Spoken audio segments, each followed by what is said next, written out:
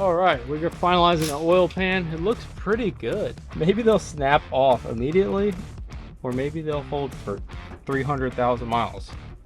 We're gonna find out. Got the new intake on there and the accessories looking pretty good. All right, the turbos are in there. Let me know down in the comments, you think we should go out the hood with the turbos or clock them under the hood so it's complete sleeper status?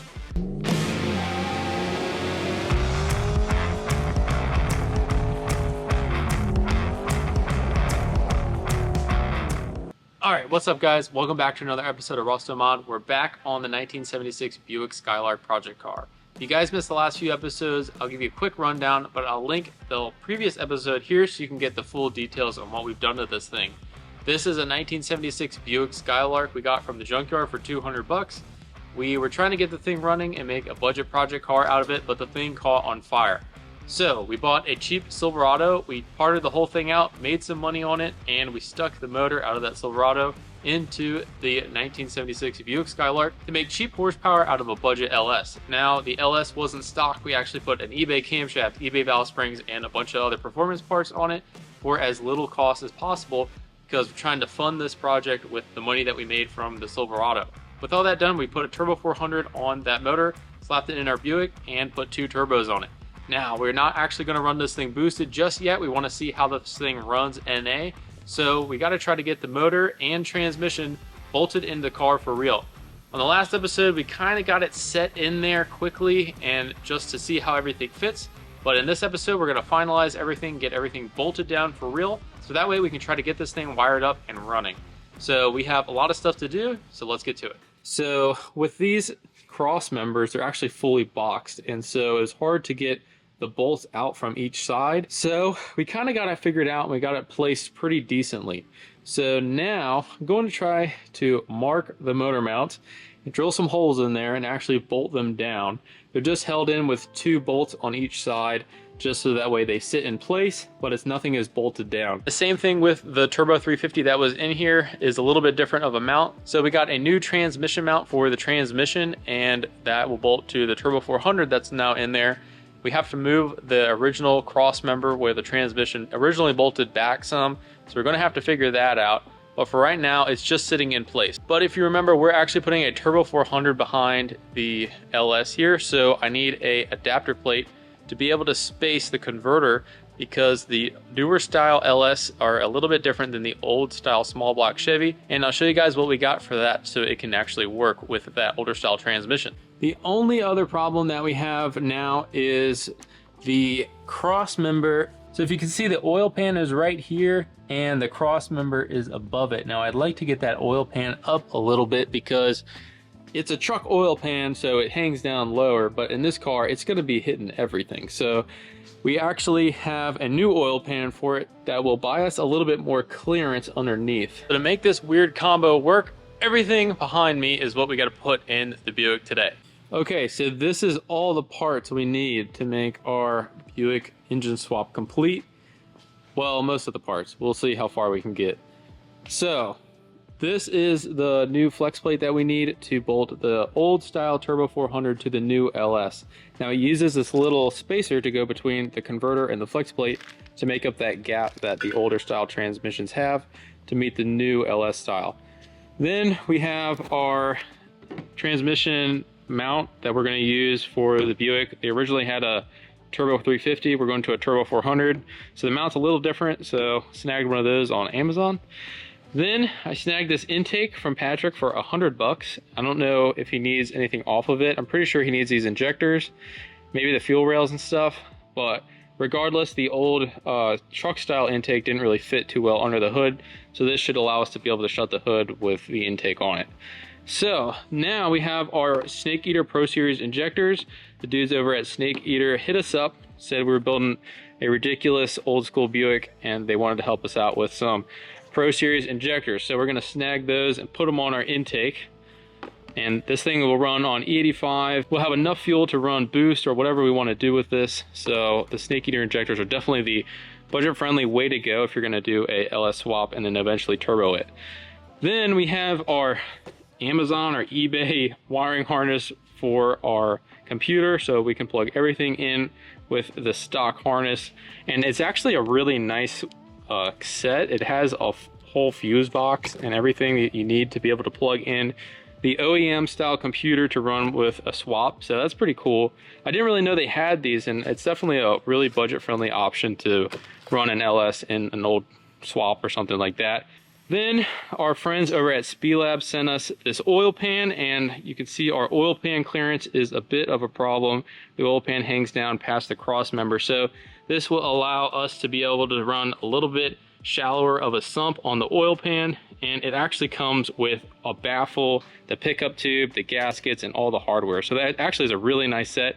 I'll link that in the description below, because these things are really nice, and they're not a whole lot of money for a budget setup like we have here. Then we're also running the ICT billet accessories. Gonna see how these work. I'm pretty sure I'm gonna need to buy a Camaro water pump and some other stuff. But for now, we're gonna run this stuff, put all this stuff on the engine whenever we pull the thing out. But first, we got to mark the motor mount for where we're gonna actually place the motor. Then we can yank the thing out and then put all of our performance stuff on our budget LS. All right, gonna mark where these motor mounts are, so that way put it back in the same spot, but whenever I lift the motor up, I don't lose where my marks are.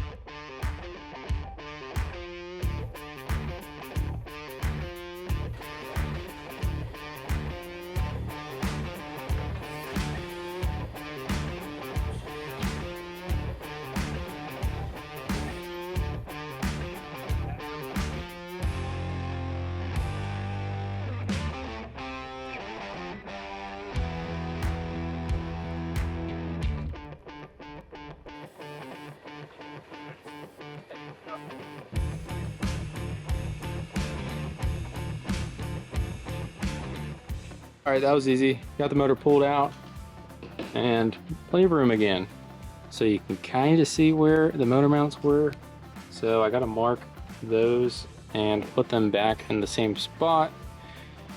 Drill the holes for that, get that thing bolted down, and then pull the transmission off and get the oil pan on, get everything finalized on the motor, bolt the transmission to the engine for real. Probably clean the transmission up, and then should be good to go.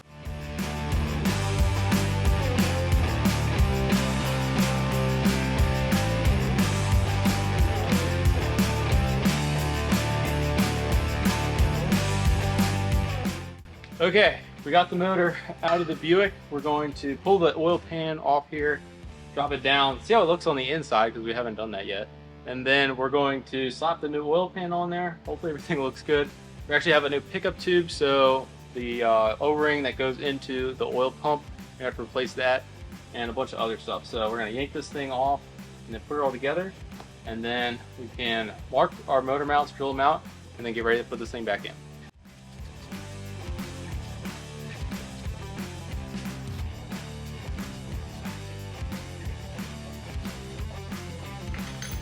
Ah, it's mint.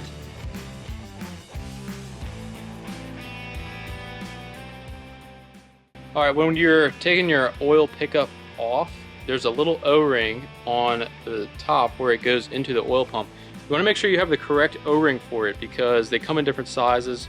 They're color coded with a bunch of different colors, red, blue, green, and I think black. That's what I've seen on the C10. I remember I replaced it and I think it was black.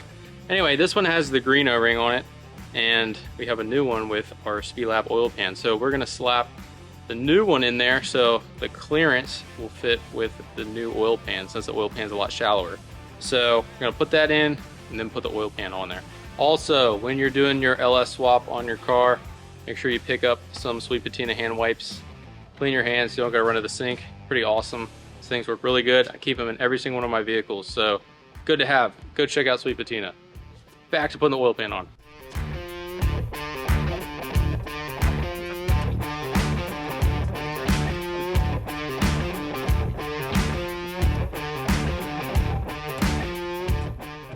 All right, we got the pickup tube installed. So, thing about these LS oil pan pickup tubes. The oil pump only uses one bolt, but this aftermarket one from Spelab uses two, which is cool. So we got that in there. It looks like it worked pretty good. You can see where our dipstick is gonna go in relation to the pickup tube. And we'll clean the bottom of the oil pan gasket and then put the oil pan on.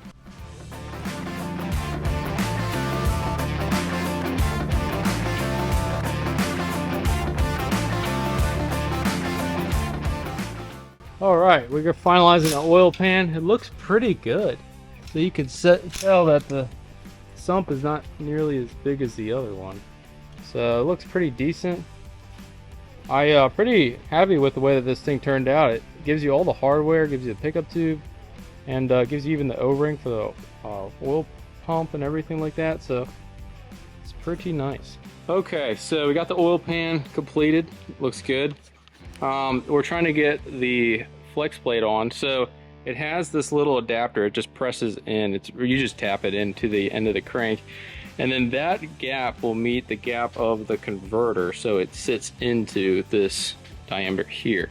So the flex plate just goes on there, and we're going to torque that down, put some Loctite on that, and then the bolts will meet the converter. So got this whole thing on Amazon. It's pretty cheap. I'll try to link it down below, but if you guys are running a LS style engine with a older turbo 350, 400, 700 R4 transmission, this is kind of what you need.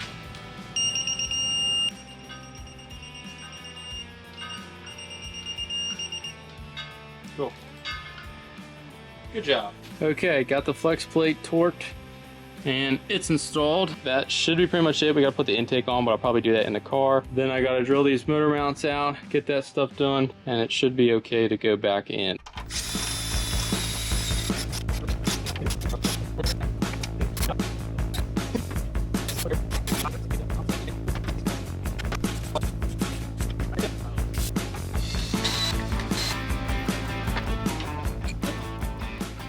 Okay, we got the motor mounts in. Let me show you what we did, see if you approve or not. So here is the motor mount, and we used rib nuts to hold it down. Don't know, I've never seen that done before. Don't know if that's recommended. We're just gonna yeah. I mean, it's pretty on there. The reason that we did that was because this cross member is completely boxed in. It was impossible to get the other nuts out from under it, so I did that. I don't know if that will work. Maybe they'll snap off immediately, or maybe they'll hold for 300,000 miles. We're gonna find out. But, you know, if you can get to behind it, definitely put a nut and a washer behind it. But if you can't, maybe don't do that. Alright, Josh is doing the final torque on the valve train. We got the motor mounts bolted back on the side of the motor. I figured it'd be easier to bolt the entire mount to the car. Get ready to put the transmission back on the engine, and once we get this done, we can go ahead and stick it back in.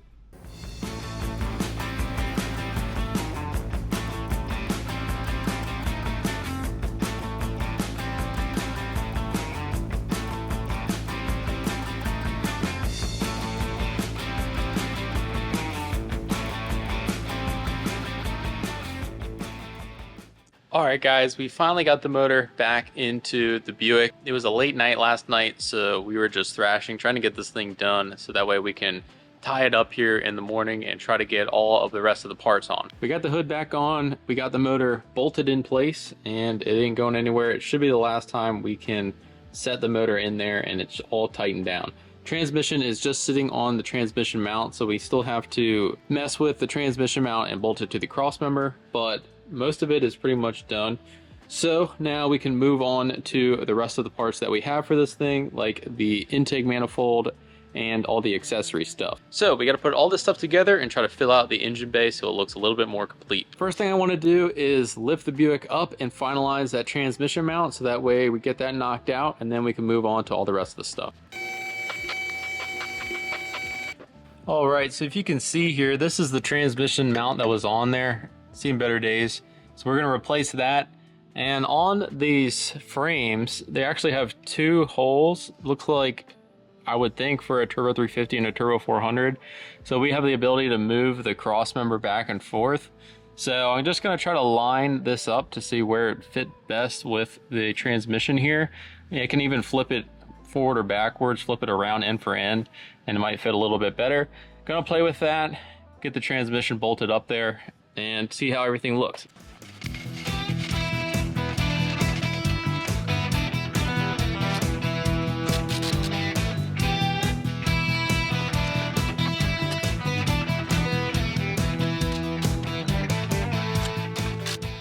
I had to move the cross member back a little bit. Tried to flip it end for end, but it ended up just hitting the transmission pan there. So got it moved back, got the motor mount in there. So the transmission is officially installed. I'm going to try to clean up a little bit underneath here because it's super greasy from the tail housing leaking. Gonna do that real quick, lower it back down, and move on to the rest of this thing. Okay, we got the Buick back on the ground, got the transmission bolted in. So now we have to install the accessories. So I want to install the water pump first, and we're going with an F-body Camaro water pump. The difference in the truck water pump and the Camaro water pumps is the spout on the truck water pumps actually sticks straight up, and the offset of the water pump to the balancer, the truck one sticks out a little bit more, and the Camaro one is a little bit more recessed. They actually sell spacers to offset the Camaro water pump so it can meet the balancer on a truck swap or something like that. But it helps a lot with fixing radiators and trying to fit radiators into old cars, because the radiator inlet on the truck actually is straight up and down, and the Camaro one is straight across. So you can fit a lot more stuff if you have an aftermarket radiator or something. Okay, so here is the Camaro water pump. As you can see, the spout is sticking straight forward, and they cap the one basically where the truck would go, and the water pump housing is a little bit shorter. So they actually have these spacers that allow the water pump to be spaced out to fit our balancer. Now you got to be careful, these spacers do have a bleeder on them, so you want to put Teflon on that so it doesn't leak, and you want to face that bleeder facing up so that way if there's any air bubbles you can bleed it out. These actually come with 4 gaskets, so you're going to put one on the motor facing side and one on the water pump side.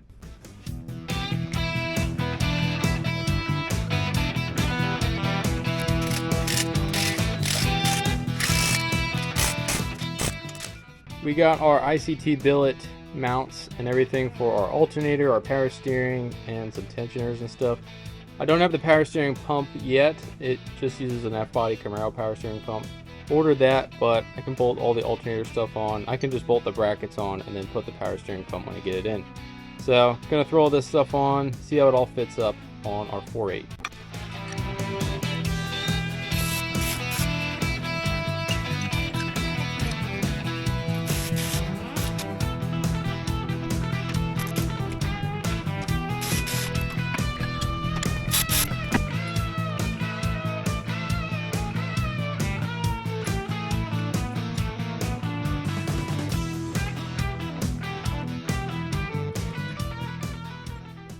Alright, we got as much accessories on this thing as we can get. We got the ICT billet kit completely on. It is pretty easy to install once you read the instructions. The hardest part to kind of understand was this bottom tensioner, but once I got everything lined up, it went together pretty good. Got the alternator mounted on there, and like I said before, I'm waiting on the power steering pump. Just got everything kind of sitting there so I can see where everything's going to fit. So the reason I got this kit was because of the supposed to be able to clear with the turbo headers. So I'm going to put those back on in a second so I can make sure that it is going to clear everything and we can kind of see where everything is going to sit in the engine bay.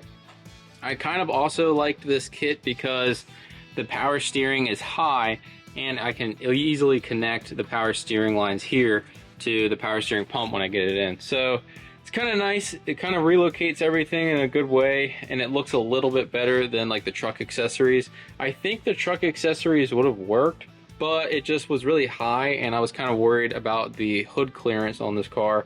So this kind of puts it down a little bit lower, and it works pretty good.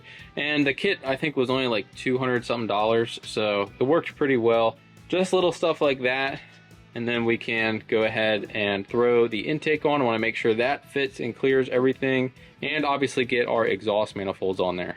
All right, so now we can go ahead and try to put our intake on, but before we put it on, I'm going to install our snake eater injectors into the fuel rails. I really hate the red and blue fuel rails also. Might spray those black eventually. I'm probably going to do it right now, but throw these in there and then throw the intake on. I still got to take the intake off because I'm waiting on those gaskets, but we can at least see what it's going to look like with our shiny new chrome intake.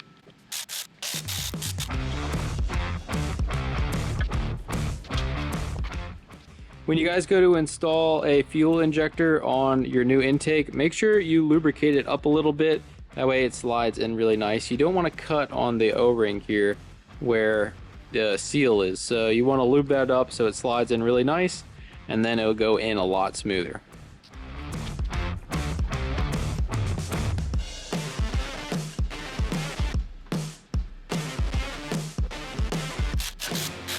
All right, we got all of our injectors seated in the intake with the aftermarket fuel rail. Fits pretty good.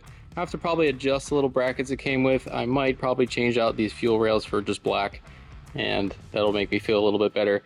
Not really going for the aesthetics look on this car, but I don't know, just the little things.